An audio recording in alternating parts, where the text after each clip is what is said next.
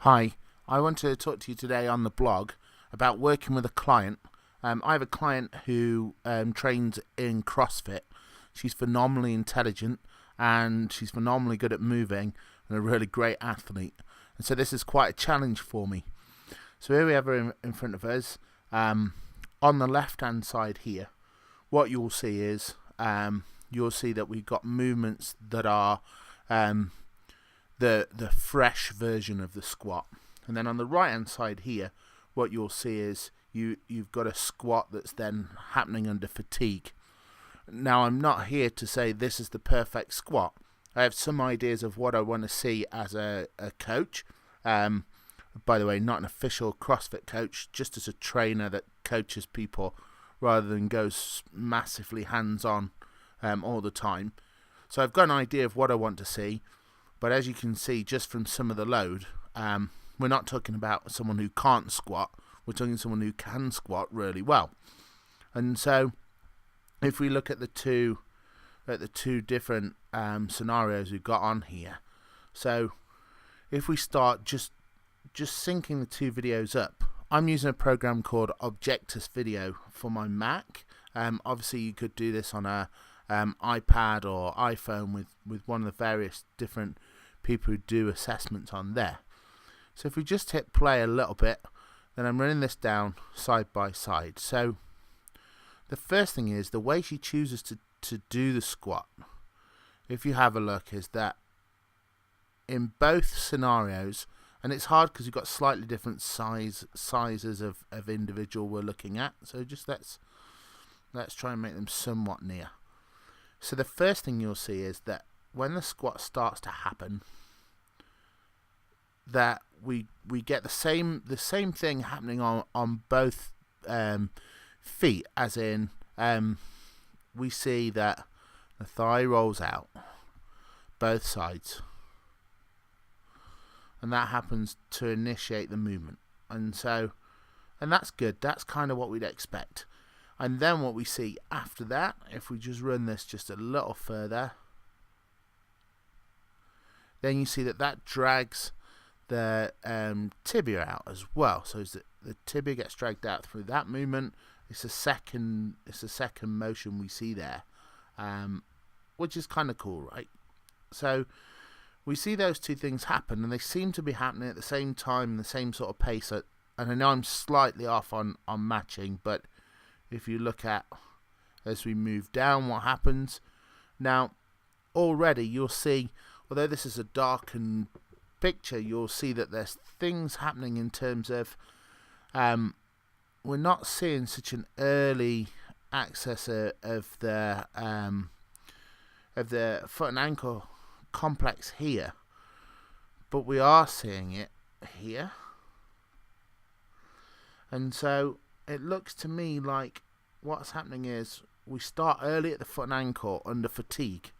Now what would be interesting to see is if we just drop that down and then just pause, and let's bring that back a second, then both the end ranges are pretty deep, but what I'm seeing here is that there's in this movement here, I'm seeing a lot more of a tighter motion. I'm seeing the movement come straight down. I'm not seeing a lot required from the torso driving forward, whereas here I've seen quite a big shift. I imagine that the center of gravity here traveled straight. I'm seeing the center of gravity here move forward slightly. So I'm thinking if you were drawing the squat on the way down, here you're seeing a sort of, I wouldn't say straighter, but more upright position on the way down in the squat. And so if you were looking at drawing this, you'd see this sort of motion. Let's see if it does the foot too. Yeah, that sort of motion. Whereas here what I think happened was, I think that the ankle got accessed earlier, and so I think you see more of this scenario. And so let me just move that so you can actually see it. So in this scenario, look, I think what you've got is that more of a tilt, but I'm not necessarily saying, although I have in my drawing, that there's a difference in pelvis height perhaps. And obviously we're relying on where the camera's focused to see this. But this additional range that's coming at the hip and the ankle is perhaps telling me that under fatigue, what our client's doing is our client's trying to access more range out of their muscles, with my thought process being that if you pull a muscle further, the response that's elastic is greater, and the time that it spends being pulled is greater too, and so that's a way of accessing that last bit of power. Now that could be true. So, and by the way, I'm not saying there is an issue with my client at either point, so it might be irrelevant as well. If we look at the foot position, they're pretty similar, although this foot here is maybe a little squarer on this side than perhaps that side. But apart from that, it's looking pretty similar. So then, if we have a look at the strategy to get out of that movement. So we see kind of straight up, but what we see on this side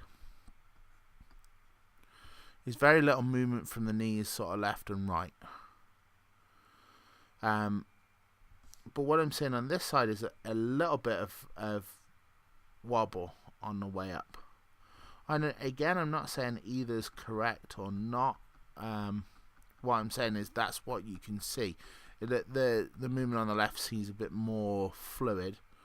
The timing doesn't seem so far different. It's probably a little more on the left knee than the right. The time to the top is quicker on this fatigue version, and on the sort of the less fatigue version, you see something where the range is it almost looks like that was an easier lift. This lift was easier, so you didn't require that power output.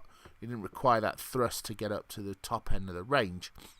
And so that might be something that we need to look at in terms of if in this squat we're seeing that later on in the squat there's a full thrust. Maybe the second technique, the under fatigue technique, is the better of the two techniques. And like I say, at the moment, on a one session done by video, I'm not really willing to commit yet to what the best form is on either. What I am wanting to say is that I think that as you watch the movements happen, you can definitely say that the fatigue version is faster out of the deep squat. And so that might have something to tell you about the perception of weight when the session's later on and the client's more tired. Now, I'm not 100% sure what people think about fatigue models, but there's two sort of major fatigue models that are out there that we talk about. There's the AV Hill model, which is kind of based on a car, I suppose you could say. You have a certain amount of energy, and the more you use it, the more it runs out, and then when it runs out, you've not got any left. And then the other model is built by a guy called Noakes, which is based on a central governor model. And on the central governor model, what you've got is you've got a system where there's a whole host of factors that causes changes in power output. So that would be less like a car and more like the driver of a car who's trying to plan the journey for the session. So by that I mean is that in the AV Hill model, you'd switch the motor on and you'd rev it up to full revs until it had no petrol left. And in the Noakes model, you put a driver in the car and they try and anticipate how far they've got to go, what that means for fuel levels, how much fuel they want to leave in anticipation of some problems occurring, in order to not just run the engine down completely and give them an opportunity to then be able to just be able to look at just be able to perform other things, so that they might need or require fuel for another reason. Now if we just move to the back of this squat, if we were going with the AV hill model, then this squat on the left would be the best squat.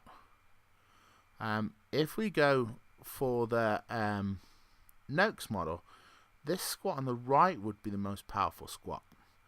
And that's interesting because when we're looking at CrossFit, certainly there's a certain sort of anticipation of how hard you're going to work through the whole session. And so as we know that Kaiser's a great trainer and will have designed this session up front, she'll already have an anticipatory knowledge of what's going to happen in this workout. And so if we're going to go with a Noakes model, that might be influencing her to down power these first few squats, and then on the last part of the workout, and this is the very last thing she did in order to show us how a squat changed, maybe that's where we're seeing the spurt. Maybe that's where we're seeing this extra energy and a better technique. And it's something we need to monitor to really know. It's movement assessments shouldn't be done in the day. They should be done over the weeks that you're training. So if we just bring these two together and just have a little look at what happens now when we're looking from the back on this squat. On this left camera, we're just about to squat. On the right camera, the fatigue model, there we're just about to squat as well. So if we just sync them up and just have a look, and mainly focusing on lower body. However, now we look here, I see that potentially there's a little more tilt on the upper body on the right side than the left, but nothing that would bother me so much, especially with a client that's not carrying an injury. So as we watch the squat, look, both hips come out, but again the fatigue squat is quicker, and so the fresh squat seems to be a lot less pronounced in terms of movement, and so we're seeing sort of let's just try and get these a similar sort of size. We're seeing quite a more compact squat on the left, whereas on the right we're seeing things start to happen. Perhaps this is a more realistic squat to the movement available from our client. Now if we look down at the feet, we're seeing that this foot is almost sort of pronating. Well, this is supinating. If we look here, we have a pretty even foot.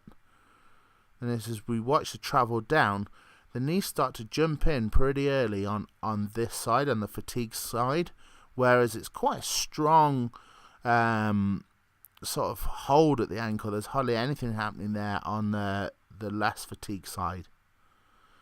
So as we drop down to the bottom of the squat, let me just unsync so we can just judge the two together. If we have a look here, it looks like we might have a slightly lower squat in the fatigue, but we've definitely got a bar that's tipping over, and we've got maybe some asymmetrical looking movement now that's easier and clearer to see on this squat on the right compared to this squat on the left. And so let's just sync these videos up from this point. So we already know that the femurs have travelled in more on the right side compared to the left, and that travelling in might be part of a way of accessing force. So if we just start to go frame by frame, look, accessing that force and then going out to come back in on the right has made for a more rapid return from that deep squat, whereas on the left it's almost more of a muscling out approach. If you ever look, and I'm purely guessing because it's all about t-shirt crease, we'd really need to see it from the side. Here what we see is sort of quite a straight straight back up until the thoracic, and then a little bit of a twist, and then you see sort of an extension going on. I'd almost say the extension's a little more on this right side, and there's a little change in pressure on this right side lumbar compared to this left side, this left sort of unfatigued movement. And so as we go through that, look, and let's bring that back. There. So as we as we see these movements come back, just bear with me as we sort this out.